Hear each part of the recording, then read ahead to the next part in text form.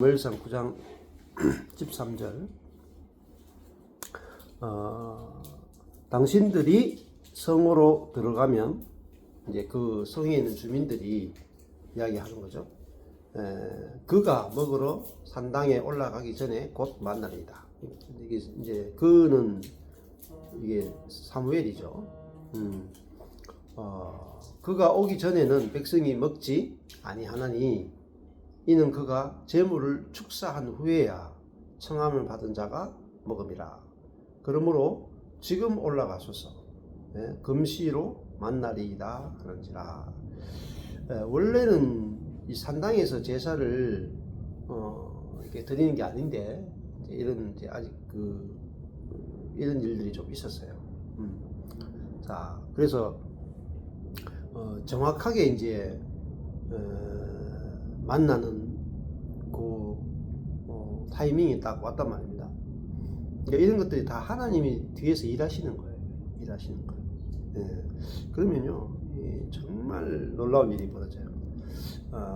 저도 12년 목회는요, 제가 제자를 만들기 위해서 사역자 수준의 제자들, 우리 교회 성도들 사역자 수준으로 만들려고 했거든요. 쉽게 하면 모든 성도들과 설교할 수 있는 정도 수준의 성도를 만들려고 했거든요. 그래서 12년을 미친 듯이 했었는데 하나님의 방식은 그게 아니에요. 제가 훈련시키는 게 아니고 훈련하지 않은 사람을 얻는 거예요. 그러니까 훈련 하나도 안 하고 모든 훈련을 다 거쳐가지고 목사, 선교사 된 사람을 보내서 바로 써먹게. 그러니까 이게 하나님 하시는 일이에요. 저는 그걸 모르고 제가 불신자를 전도해가지고 사역자 수준의 성도를 만들려고 하니까 얼마나 힘들었지 뭐. 그런데 하나님의 일은 적시로 막 이루어져요. 적시로 다 있잖아요. 이스라엘 백성이 가나안에 들어갔을 때 그들이 심지 않은 거, 그죠? 그들이 건축하지 않은 집에 거하고 심지 않은 포도를 먹게 되잖아요. 이게 은혜의 법칙이거든요. 은혜의 법칙은 우리가 노력한 만큼 거두는 게 아니라 노력하지 않은 것을 거두는 게 은혜의 세계예요. 그러니까 이 은혜의 세계를 알게 되면은 우리가 어떻게 되겠어요? 매일매일 기대감이 넘쳐요. 우리 인생의 미래에 대해서 소망이 넘칩니다. 내가 오늘 하나도 준비 안 돼 있어도 하나님이 준비하신 것을 우리가 취하게 되거든요. 그러니까 제가 이번에 나 자신을 바꾸는 게 아니고 하나님을 바꾸는 것이다. 그러니까 나 자신을 내가 열심히 해서 미래를 준비하는 게 아니고 미래를 준비해 주시는 하나님으로 바꾸면 돼요. 내가 섬겨야지 뭔가 해주시는 하나님이 아니라 내가 섬기지 않아도 거저주시는 하나님으로 내가 알면 내 미래가 거저주시는 하나님에 의해서 미래가 다 준비되어 있단 말입니다. 그러니까 가서 준비되어 있는 걸 만난 거예요. 오늘도 여기 사울이 갔는데 자기가 왕으로서 뭐 준비한 게 하나도 없죠. 그죠? 자기가 왕 되기 위해서 준비한 게 1도 없어요. 근데 하나님이 그를 왕 세우겠다고 하니까 바로 왕이 되잖아요. 즉시예요, 즉시. 우리 인생의 은혜의 세계라는 것은 하나님의 세계는 이런 거라면 뭔가 우리가 준비해서 과정을 거쳐서 되는 게 아니라 하나님이 준비해 놓은 것을 만나면 바로 즉시로 일이 이루어진단 말입니다. 이 하나님 아는 지식이 무지무지 중요합니다. 지금 이런 걸 통해서 저도 14년 전에 그냥 이 창세기부터 쭉 읽어 나가는데 역사서를 읽어 나가는데 하나님이 새롭게 보이는 거예요. 하나님이 이런 분이구나. 하나님이 이렇게 일하시는구나. 그래서 하나님에 대해서 눈이 딱 열리니까요. 와, 내가 지금까지 알고 있던 하나님이 아닌 거예요. 자, 14절에 그들이 성읍으로 올라가서 거리로 들어갈 때에 사무엘이 마침 산당으로 올라가려고 마주 나오더라. 이게 마침이 그냥 마침이 아니에요. 정확하게 하나님 만나게 하신다. 그러니까 사울이 사무엘을 만나야 왕이 되거든요. 근데 정확하게 딱 만났단 말입니다. 예. 그러니까 우리도 이게 만남의 축복이죠. 만남. 하나님께서 어떤 사람을 만나면요, 순간이에요, 순간. 안 그렇겠어요? 예. 사울이 사무엘을 만나니까 기름 부음 딱 받으니까 바로 왕이 되어버리잖아요. 그것처럼 저도 이런 지금 키아즘 성경 가지고 이렇게 가르치잖아요. 제가 뭐 성경을 이런 식으로 가르치는 걸 찾아다닌 게 아니고 그냥 여기가 시리 쪽이잖아요. 바로 여기 있는 그 쉼터교회 이 성경 가지고 이 목사님이 3년 동안 가르치려고 왔거든요. 예. 그래서 거기서부터 이걸 만난 거예요. 만나자마자 이거구나. 하나님이 나를 위해서 보냈구나. 저는 딱 오자마자 그거 알았다니까. 하나님이 나를 위해서 보내셨구나. 그리고 이걸 가지고 많은 사람들에게 성경을 가르치도록 하기 위해서 보내셨구나. 이게 나를 위해서 보내게 됐지만은 앞으로 만날 수많은 사람들, 목회자와 수많은 성도들을 성경을 접근해서 성경을 가르치는 그런 최고의 방법으로 하나님이 공급하기 위해서 만나게 하셨구나. 처음에 딱 보자마자 저는 그런 생각이 들더라니까요. 그러니까 공짜로 주시는데 얼마나 좋아요. 그래가지고 3년 동안 다 배우게 된 거예요. 다 배워서 이 성경과 성경 공부 방법이 한국과 전 세계에 퍼지는 그 일을 하나님께서 하시겠구나 하고 하나님 하실 때까지 기다린 거예요. 그러니까 차근차근 지금 진행되고 있는 거죠. 진행되고 있는데, 그래서 모든 과정도 우리 자신이 주체가 되게 하는 게 아니라 하나님이 이걸 만나게 하셨으면 하나님께서 앞으로 이걸 통해서 하실 거라는 거죠. 따라가는 거죠. 앞서가는 게 아니라 따라가는 거죠. 그러니까 보세요. 얼마나 놀라운 세계예요. 제가 목회하다가 망했잖아요. 망했는데 하나님이 예배해 놓으신 것은요, 이런 성경을 가지고 전 세계 교회를 성경 중심적인 교회, 하나님 중심적으로 성경을 보고 은혜 중심으로 성경을 보고 또 목회자들을 말씀으로 정확하게 훈련이 되어져서 교회가 말씀이 풍성하게 공급되는 그런 교회를 만드는 그 일을 하나님의 계획 속에 있는 거예요. 제 계획 속에 있는 게 아니라.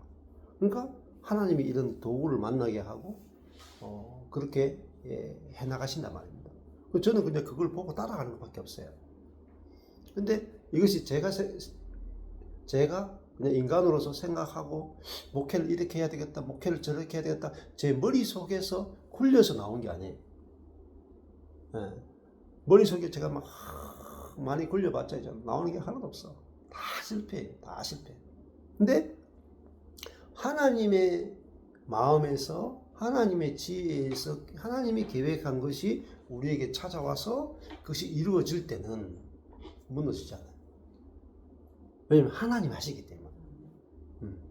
거기서 어마어마하게 큰 모든 사람을 살리고자 하는 하나님의 마음과 지혜에서 나왔기 때문에 그 일이 어마어마하게 큰 일이에요.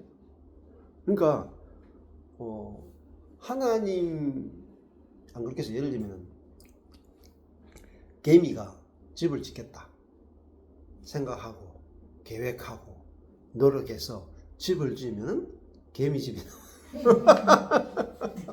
맞죠? 근데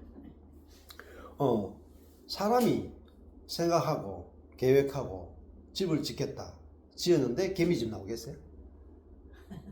그럴 수 없어요. 자기 존재가 사이즈를 결정해. 개미는 개미 사이즈의 일밖에 생각하지 못하고 하지 못해요. 사람은 사람 사이즈의 일을 생각하고 사람 사이즈의 일을 해요. 그러면요, 내 안에 하나님이 산다. 네? 내 안에 하나님이 산다. 하나님이 우리 인생의 주인이시다 라는 건 뭐냐면은, 하나님이 주어가 되면요, 하나님 사이즈의 집을 건축하게 돼 있어요. 하나님 사이즈의 지혜가 나오게 돼 있어요. 완전히 다른 거예요. 이게는 상상을 초월하는 거예요. 근데 우리는 전부 다 하나님이라고 이름은 부르지만은 내 자신 인간의 한계에 갇혀버려요. 인간의 생각, 인간의 자원, 인간의 어떤 열심에 갇혀가지고 내가 할 수 있느냐 없느냐에 갇혀버린다. 내가 할 수 있느냐 없느냐 여기에 갇혀가지고 사람들이 막 허우적거려요. 근데 그래서 있잖아요. 내가가 죽었다가 돼야 됩니다. 내가 그리스도와 함께 2000년에 죽었다가 돼야 그리스도가 산단 말입니다.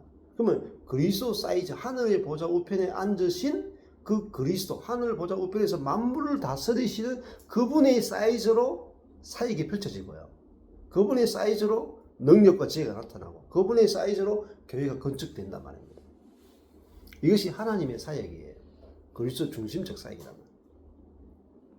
자, 이거를 자, 단순히 그러니까 이렇게 생각해요. 전 목사님 무슨 복음을 전하는가?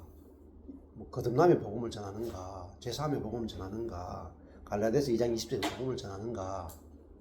그것도 물론 중요하죠. 근데 그것만큼 중요한 게 뭐냐면은 사역이 어떻게 펼쳐지느냐예요. 사역이. 그걸 볼 수 있어야 돼요. 하나님이 어떻게 일하시는가. 그걸 봐야 갈라디아서 2장 20절 복음이라도 우리 육으로 전해봤자요. 몇 명 못 전해요. 우리가 주체가 돼가지고 갈라디아서 2장 20절 있잖아요. 내 혼이 이 복음이 옳다 해가지고 내가 이 갈라디아서 2장 20절 복음을 막 열심히 전해. 역사가 별로 없어요. 개미집밖에 못 지어요. 근데 이 복음을 누가 전하느냐예요. 누가. 사람이 주체가 돼가 전하느냐, 하나님이 주체가 돼가 전하느냐에 따라서요. 사이즈가 달라져 버려요. 사이즈가. 그러니까 삶도 그렇고 사역도 그렇고 주체가 바뀌어야 돼요. 주체가. 누가 하느냐. 그러니까 하나님이 지금 사울을 왕으로 쓰기로 딱 결정했죠. 그러니까 하나님 사이즈로 사울의 삶이 펼쳐진단 말입니다. 이게 구약 성경을 읽는 재미예요. 그러니까 하나님이 아브라함을 열국의 아비로 쓰기로 딱 계획해놨죠. 그러니까 75세에 아들도 못 낳는 자기 아들도 하나 못 낳는 노인이잖아요. 다른 사람은 애를 그냥 자연적으로 천연적으로 10명씩 막 낳아본잖아요. 근데 자기 아들 하나 못 낳는 75년 동안 자기 아들 하나 못 낳는 아브라함을 들어서 열국의 아비가 되게 하리라 누가 생각했으면 누가 계획했겠어요. 그러니까 다윗이 고백하기를 사람이 무엇이간데 주께서 저를 생각하시며 인자가 무엇이간데 주께서 저를 권고하시나이까. 그것이 다윗이 하나님이 대해서 시편은 거의 다윗이거든요. 근데 다윗이 어떻게 그렇게 하나님을 향해서 찬양이 많이 나왔는가. 또 반대 또 찬양 시편 가운데 또 한탄시 나가요. 한탄하는 시가 또 왜 인생에 왜 이렇게 고난이 많습니까? 이거 하고 그러니까 그 시편 보면 많은 부분은 한탄시고 또 많은 부분 찬양시야. 한탄과 찬양 이게 막 어우러진 게 시편이. 한탄이 많은 이유는 우리가 아직 자아로 살기 때문에 한탄이 되게 많은 거예요. 근데 찬양시가 그렇게 많은 이유는 시와 찬양이 많은 이유는 하나님이 인간을 향해서 하신 그 계획과 뜻이 너무너무 상상을 초월하는 사이즈라는 거예요. 자, 그러면 우리가 하나님을 모르면 어때요? 하나님을 모르면은 내 인생이 있잖아요. 내한테 딱 갇혀요. 저희도 저희 아버지를 보면서 아버지 어머니를 보면서 알게 된 것은 인생은 아파트 한 채를 위해 살다가 죽는 거고 알게 됩니다. 또 저보다 앞선 목사님들, 지금 제 친구 됐던 목사님들이 70세, 71세, 2세대거든요. 은퇴하셨단 말입니다. 대부분 다. 은퇴했지만 또 하고 있긴 있어요. 근데 이 목사님들 보면서 느낀 것은, 목회는 그냥 교회 하나 개척하고 끝나는구나. 이걸 이제 보게 되는 거죠. 그거 왜 없어? 너무 단순한 거예요. 근데 그거 뭐 해봤자 뭐 의미가 있나요? 아파트 한 채 마련하고 죽는 게 의미가 있나요? 교회 하나 개척하고 죽는 게 의미가 있나요? 별로 의미 없어요. 하나 안 하나 매 한 가지라. 그러니까 진짜 우리 인생의 의미는 그게 있지 않거든요. 있지 않고 내가 무엇을 이루는가, 아파트 한 채를 이루는가, 교회 하나 개척했는가, 여기에 우리 인생의 의미가 없어. 그러니까 허무한 거예요. 예수 믿어도 우리가 경험하는 하나님의 사이즈는요, 인간 수준의 하나님밖에 경험이 없네요. 그러니까 대부분이 인간 수준의 하나님을 경험하고 하나님을 경험했다는 거예요. 하나님 수준의 하나님을 우리가 경험해야 진짜 우리 인생에 복된 거예요. 복되고 부족함이 없고 넘친단 말입니다. 그래서 성경은 끊임없이 우리에게 뭐냐면 하나님이 인간을 찾아오신다. 그리고 하나님이 사이즈의 일을 하시고 하나님께서 이 땅에서 영광을 받기를 원하신단 말입니다. 하나님이 영광을 받으시려면요, 하나님 사이즈의 일이 일어나기 전에는 하나님 영광을 못 받으세요. 안 그렇게 하세요? 사람이 개미 집을 하나 건축해 놔놓고 개미들에게 영광을 받겠어요? 그래도 개미보다는 잘 지을 수도 있겠죠. 뭐 또 옵션이 더 들어갈 수 있겠죠. 그러나 그거 보고 개미들이 사람을 야 우리보다 좀 낫네 이렇게 하겠죠. 근데 사람도 마찬가지입니다. 일생을 살면서 내가 할 수 있는 수준의 일만 하고 죽으면 그냥 하나님 뭐 나를 사랑해 주셔서 고맙습니다. 죄사해 주셔서 고맙습니다. 나를 천국 보내주셔서 고맙습니다. 그것밖에는 안 돼. 근데 하나님은 그렇지 않거든요. 이 평범한 청년인 이 사울을 이스라엘의 왕으로 세워서 하나님의 나라를 하나님 대신에 통치하게 하고 하나님이 어떤 분인지를 이 나라 사이즈로 하나님을 보여주는 그 존재로 사울을 불렀단 말입니다. 근데 그 부르심이 얼마나 커요. 자기 머리에서 절대 나올 수 없는 계획이란 말입니다. 자기의 능력과 자기의 어떤 그것을 기준으로 해서는 절대 펼칠 수 없는 미래라. 자, 그러니까 하나님을 모르면요, 우리는요 갇혀요. 그래서 김세현 교수가 구원이란 무엇인가라는 그런 책을 보면은 원래 인간은요 하나님과 사람이 만나서 하나님의 무한한 자원으로 살도록 만들어졌어요. 그래서 시편 1편에 보면은 시편 1편이 하나님이 인간을 만드신 어떤 아주 근원적인 목적을 보여주거든요. 복 있는 사람은 가난, 복 있는 사람이라 하는 게 뭐냐면은 하나님이 만드신 사람은 이 뜻이에요. 하나님이 만드신 원래의 사람은 여기 복 있는 사람이라. 시냇가에 심은 나무와 같단 말이에요. 하나님이 원래 사람을 만드신 목적은 시냇가에 심은 나무와 같이 시냇물의 생명의 끊임없는 공급을 통해서 마르지 않아야 돼요. 마르지 않고 결핍되지 않고 시냇물이 공급에 따라서 끊임없이 열매를 맺는 1년 12달 풍성한 열매를 맺는 존재, 그게 하나님이 만드신 원래의 사람의 모습이에요. 그거 어떻게 알 수 있느냐? 시편 1편이 요한계시록에 딱 하면요 새 예루살렘이 나타나잖아요. 그리고 에덴도 그래요. 첫 번째 창세기 에덴이, 이게 창세기 에덴이 업그레이드 버전이 뭐냐면 새 예루살렘이에요. 새 예루살렘.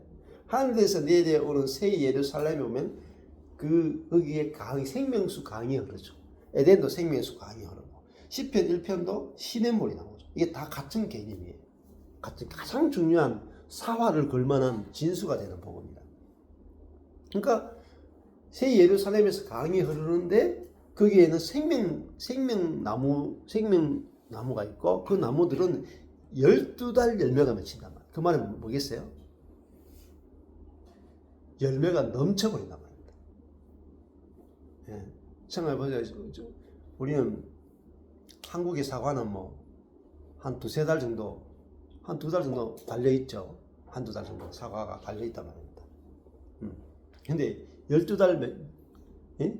이쪽 가지에서는 뭐 사과가 떨어지면 이쪽 사과가 열매가 맺고 있고, 이쪽 편으로 또 사과가 막 이제 꽃이 피고 있고, 사과나무 하나 안에 막 피고 지고가 계속 되는 거야. 피고 지고.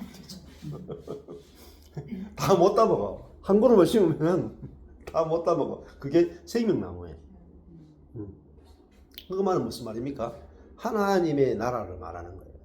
하늘에서 내려오는 새 예루살렘은 하나님 나라를 보여주는 거예요. 하나님의 세계를 보여준단 말입니다. 하나님의 세계는요, 부족함이 없어요. 결핍이 없어야 하나님의 나라예요. 그래서 신약에서 하나님 나라 보여주는 예수님의 비유 가운데 가장 중요한 비유는요, 잔치의 비유예요. 잔치라 하는 것은 우리 일생에서 가장 풍성할 때가 어디예요?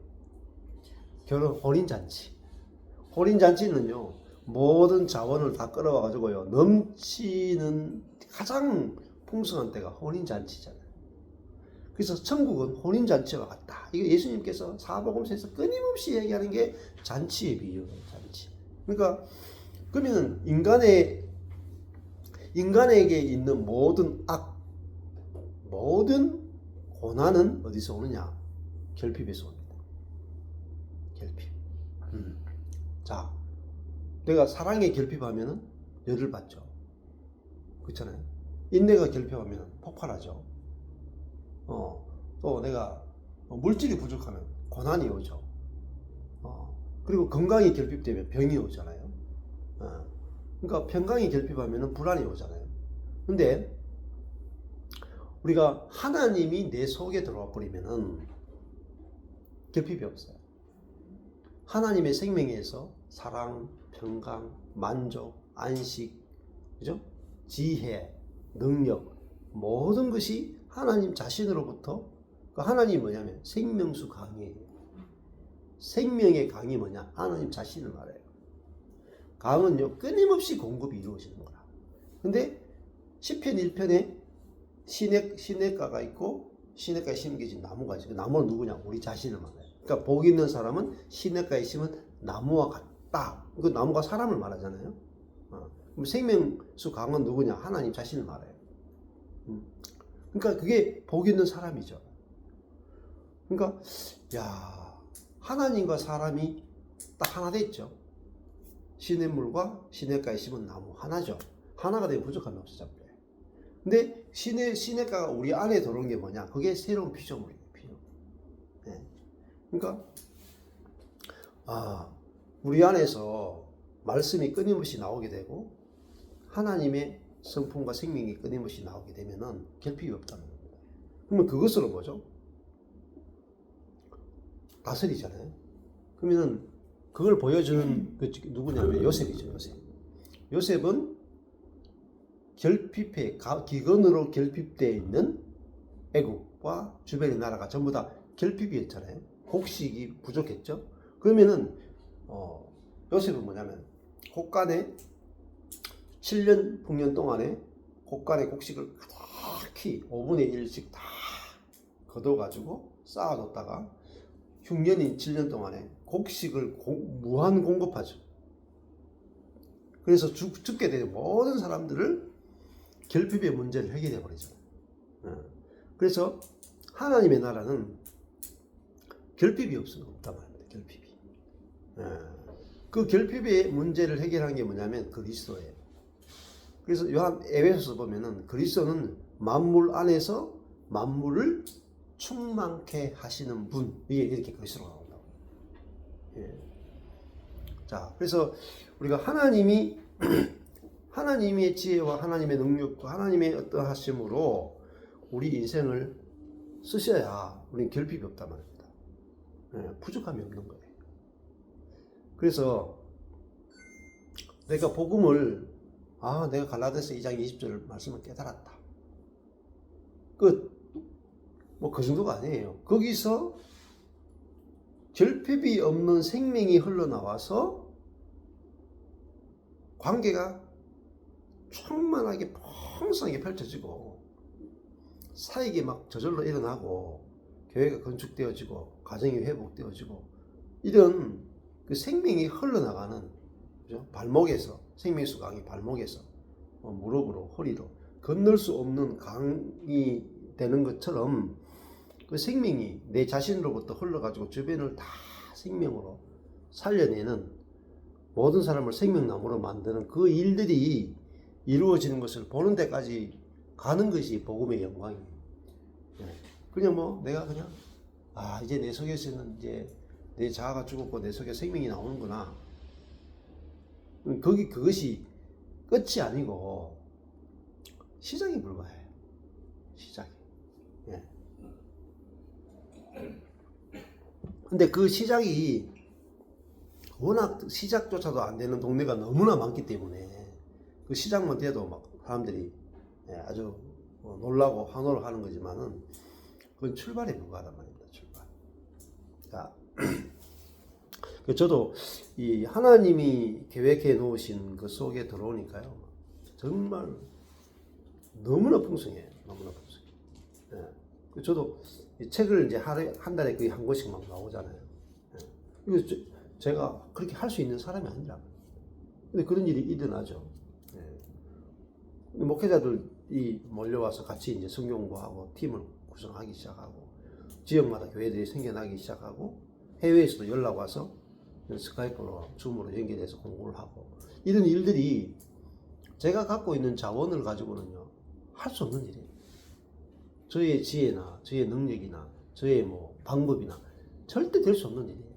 근데 하나님이 이 일하심으로 사람들이 만나게 되고 자원이 연결되기 시작하고 하나님의 지혜가 계속해서 이렇게 펼쳐져 가는 거잖아요.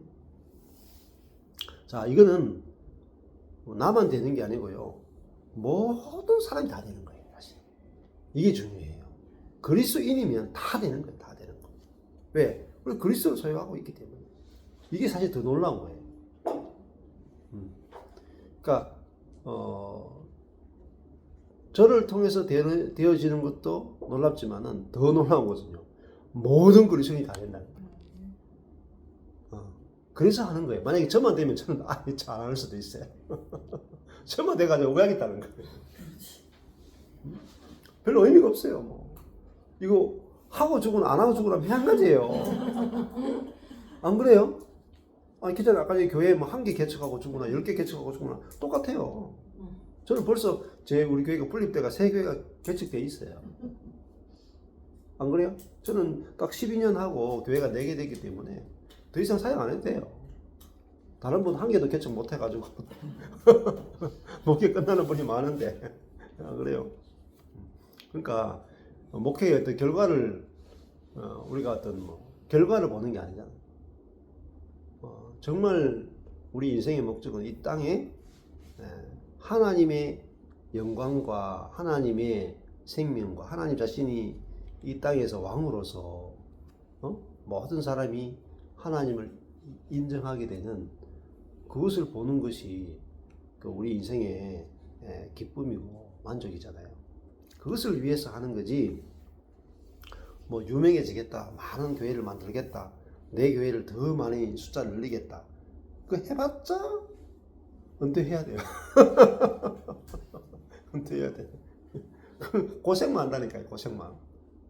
차라리 그냥 교회 하나 하면서 좀 평일에 좀 쉬고 낚시나 하면서 나물 좀 캐먹고 이게 낫지. 그 뭐 사역한다고 막 돌아다니고 하는 것이 내가 숫자를 불리기 위해서라면 할 의미가 없어요. 전혀. 시간만 낭비하는 거죠. 차라리 그냥 편안하게 쉬다가 죽어서 천당 가는 게 최고지 뭐. 예. 근데 자, 그게 아니고 하나님의 영광이 온 땅 가운데서 드러나고 모든 사람이 하나님을 알기 원하고 죽음 가운데 있는 사람들이 하나님의 그 부여하심을 알고 누리기를 원하기 때문에 우리가 그렇게 사는 거죠. 그죠? 기꺼이 우리 육신적인 어떤 편안함이나 내 자신의 어떤 안식이나 내 자신의 평안함을 넘어서서 예, 고통받고 있는 많은 사람들이 하나님으로 인해서 살아나기를 원하는 그것 때문에 우리가 사역하지 않겠어요? 자, 15절에 보면은 사울이 오기 전날에 여호와께서 사무엘에게 알가에 가라사대. 보세요, 다 하나님 작업을 다 해놨다. 예? 뭐 사울도 모르고 뭐 아버지 기스도 모르고 아무도 몰랐는데 사무엘은 다 미리 알고 있는 거예요. 하나님이 딱 알려주는 거죠. 사울이 오기 전날에 여호와께서 사무엘에게 알게 하여 가라사대. 내일 이맘때에 내가 베냐민 땅에서 한 사람을 네게 보낸다. 그죠? 사울은 자기가 보냄받는지도 몰랐어. 근데 하나님이 사울을 딱 보내잖아요. 그러니까 정확하게 딱 만나는 거예요. 야, 하나님 보세요. 일하고 계시잖아요. 사울은 하나님 일하시는지 몰랐죠. 근데 자기 삶에 찾아와서 하나님은 일하고 계시다. 응? 자, 너는 그에게 기름을 부어 내 백성 이스라엘의 지도자를 삼으라. 자, 하나님이 선택했죠. 그에게 기름을 부어 지도자를 삼아라. 사울이 자기가 노력해서 왕 되는 게 아니죠. 하나님이 결정하시죠. 그러니까요, 쉬워요. 왕 되는 거. 하나님이 기름 부으면 왕 되는 거라. 너무너무 쉬운 세계라고. 하나님 중심으로 우리 인생을 보면 너무너무 쉽단 말이에요. 그가 내 백성을 블레셋 사람의 손에서 구원하리라. 내 백성, 여기 보면 전부 다요. 하나님께서 내가 보낸다. 그죠? 내가 보낸다. 내 백성, 내 백성. 하나님이 계속 이스라엘을 위해 내 백성이래요. 내 백성의 부르짖음이 내게 상달하였으므로 내가 그들을 돌아보았노라. 자, 전부 다 하나님은 내가 일한다 이렇게 말씀하시죠. 17절에 사무엘이 사울을 볼 때에 여호와께서 그에게 이르시되 보라, 이는 내가 너에게 말한 사람이니 이는 내 백성을 통할하리라 하시니라.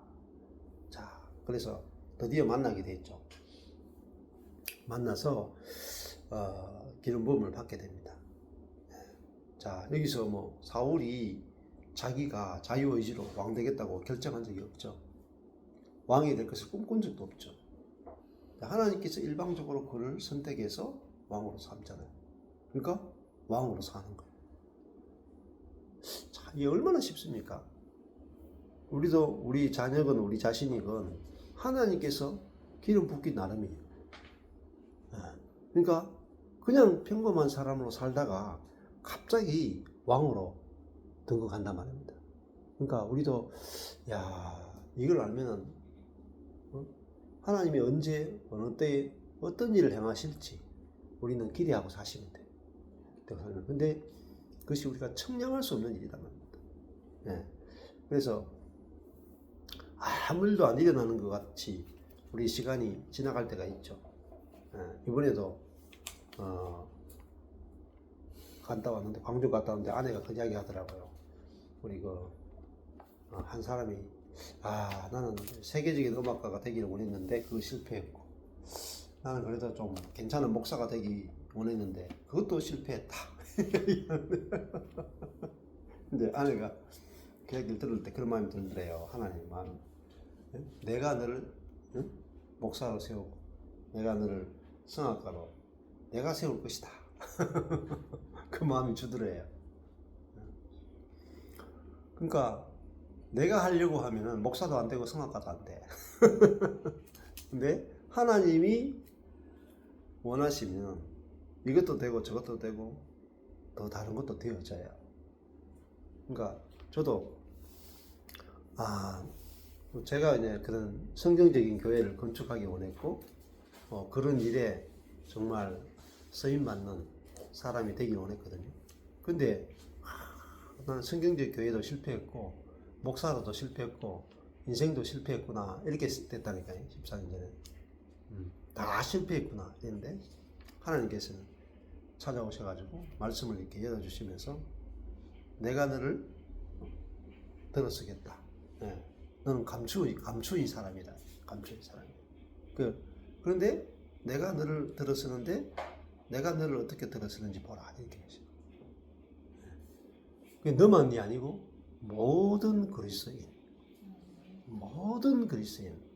그들 속에 그리스도가 감춰져 있다. 그것은 상상할 수 없는 하나님의 계획이에요. 그래서 우리는 말씀을 통해서 있잖아요. 우리 인생의 계획이 내려지고 하나님의 플랜, 하나님의 계획을 보는 거라. 그래서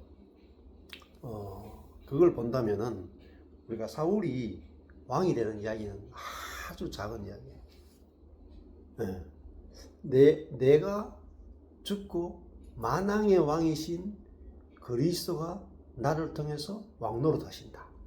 이것은 사울이 육신의 왕이 되는 것과 비교할 수 없는 거예요. 근데 우리는 뭘 모르냐면 내 안에 그리스도가 산다 그럴 때 이 그리스도가 어떤 그리스도인지 모른다. 죽고 부활해서 하늘 보좌에서 하나님을 대리해서 만물을 그 발 아래 복종케 하신 그 만왕의 왕이신 그리스도가 내 대신 사신다. 그러니까 그러면은 이 일이 어떻게 이루어질지 우리가 나로 사는 거하고 그리스도 사는 거는 완전히 다르다는 겁니다. 그래서 복음이 들려지는 곳마다 영혼들이 살아나요. 근데 생각해보세요. 내가 죽고 온 우주의 왕이신 그리스도가 나를 통해서 사신다. 이거 하고 내가 재정적인 기름부음을 받는가? 내 눈이 열려서 막 천국에 막 갔다 오고 막 내가 막 좀 뭐 은사가 나타나고 병든 자를 좀 고치고 이거 하고 이건 전부 다 은사적 차원이잖아요. 내가 병든 자를 고치고 내가 예언을 하고 내가 하늘에 올라갔다 내려오는 경험을 하고 내가 기도했는데 응답이 되어지고 내가 재정적인 부분에서 돌파가 이루어지고 이게요 굉장히 작은 수준이에요. 부스러기예요. 부스러기 수준이에요. 그 하나님이 주시는 부스러기를 먹는 수준하고요 하나님 자신을 소유하는 것은 게임이 안 돼. 그러니까 이런 신사도 운동이나 어떤 영적 세계나 신유나 뭐 이런 세계들은 하나님의 은혜의 부스러기가 나타나는 세계예요. 아직.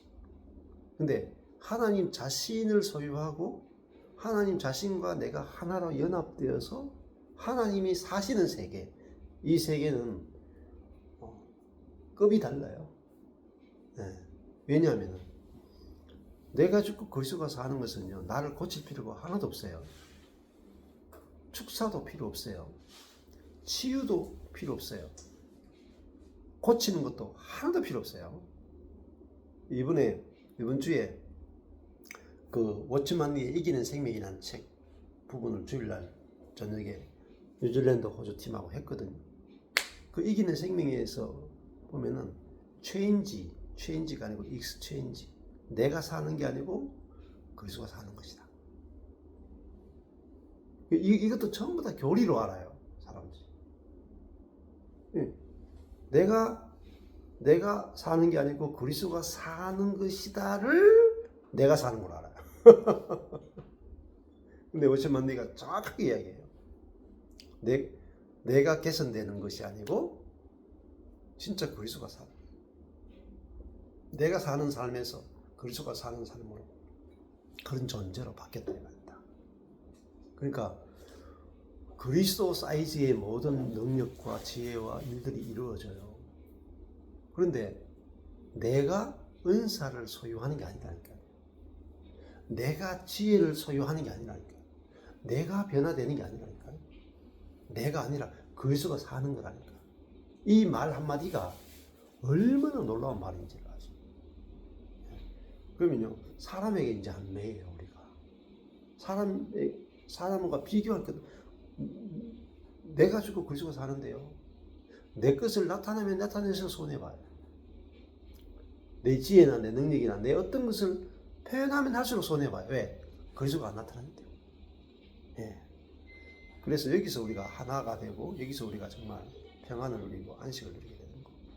그래서 오늘도 이 사무엘상 말씀을 통해서 하나님을 크신 하나님을 보고 누릴 수 있는 그런 시간 됐으면 좋겠습니다. 기도하겠습니다. 하나님 아버지, 사울은 아무 계획이 없었고 능력이 있어봤자 다른 사람보다 좀 뛰어난 정도의 능력을 가지고 있습니다. 그런데 하나님께서는 그를 기름 부어서 이스라엘의 왕으로 세워서 블레셋을 이기게 하는 그 일에 그를 부르셨습니다. 그것은 사울의 생각 속에서는 절대 나올 수 없는 것이고 그는 원하지도 않았고 꿈꾸지도 않았고 기도하지도 않았습니다. 그러나 선택하신 분에 의해서 그 일이 이루어진 것을 보게 됩니다. 마찬가지로 우리의 인생도 우리의 계획에 따라서 능력에 따라서 이루어지는 것이 아니라 하나님의 기름 부으심과 선택에 의해서 우리 인생이 펼쳐진다는 것을 알게 해주시고 그래서 당신의 뜻이 이루어지는 것이 얼마나 복된 것인지 알 수 있도록 은혜 베풀어 주옵소서. 예수님 이름으로 기도했습니다. 아멘.